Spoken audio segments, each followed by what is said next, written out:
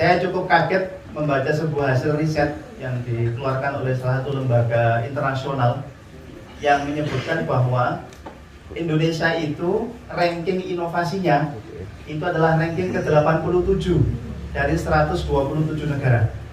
Dan kita di bawah dari semua negara yang ada di Asia dan bahkan Asia Tenggara.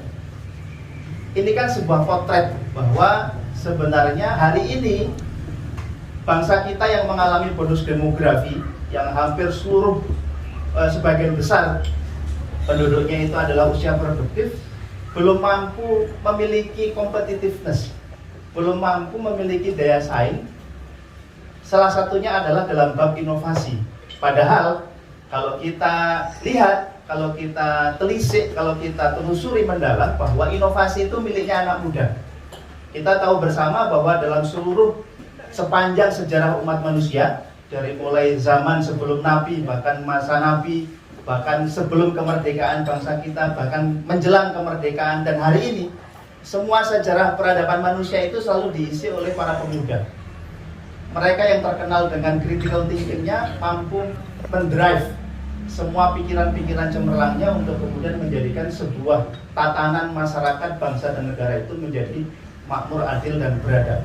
Kita tahu bersama teman-teman semuanya, Bapak Ibu yang insya Allah dirahmati Allah SWT, menjelang kemerdekaan bangsa kita tahun 1945, kaum muda di Indonesia itu berkumpul, berinteraksi, mengadu pikiran, mengasah pikiran, ya, memutuskan sesuatu hal yang kemudian itu bukan sesuatu hal yang gampang begitu.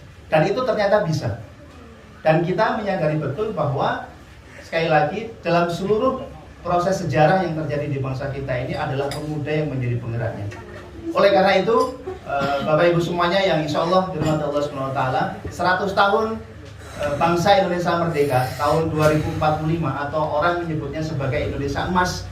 Banyak peneliti, banyak periset memprediksi bahwa nanti bangsa kita itu akan berada pada sebuah posisi keberlimpahan atau disebut dengan high income country, di mana penduduknya itu nanti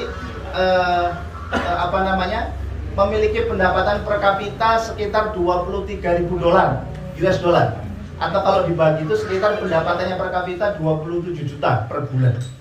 Yang hari ini pendapatan bangsa Indonesia itu per kapita sekitar 3 dolar, 3,8 dolar atau sekitar 4 juta. Padahal kalau kita lihat di pelosok-pelosok desa mungkin masih ada yang berpendapatan 500.000, 700.000, 1 juta dan seterusnya. Artinya dari 3,8 dolar menjadi 23 dolar per kapita sesuai dengan prediksi para pengamat di negeri ini, itu membutuhkan sebuah tantangan yang sangat luar biasa. Dan tentu kalau kita menghitung, Bapak Ibu semuanya yang insya Allah dirahmati Allah SWT, 100 tahun Indonesia merdeka atau kurang lebih sekitar 24 tahun lagi ya kira-kira, atau mungkin sekitar beberapa puluh tahun lagi, yang mengisi di ruang-ruang publik, yang mengisi di ruang-ruang pemutus kebijakan itu adalah generasi yang hari ini disebut dengan generasi milenial atau generasi Gen Z. Yang itu adalah kita semuanya yang mayoritas pada sore hari ini hadir secara offline di Camping Sulaiman, dan kita dituntut untuk memiliki kompetensi dan kemudian kapabilitas untuk menyongsong itu. Tidak bisa membayangkan jika kemudian hari ini yang mayoritas adalah generasi muda, kalangan milenial dan Gen Z tidak memiliki kompetensi dan kapabilitas untuk kemudian mereka siap dalam mengisi 100 tahun Indonesia merdeka tahun 2045 nanti. Siapa yang nanti akan memimpin bangsa kita? Siapa yang nanti akan mendrive pikiran-pikiran besar bangsa kita? Siapa nanti yang akan bertanggung jawab terhadap keberlangsungan hasanah budaya bangsa yang kita sudah junjung bersama sejak bertahun-tahun yang lalu?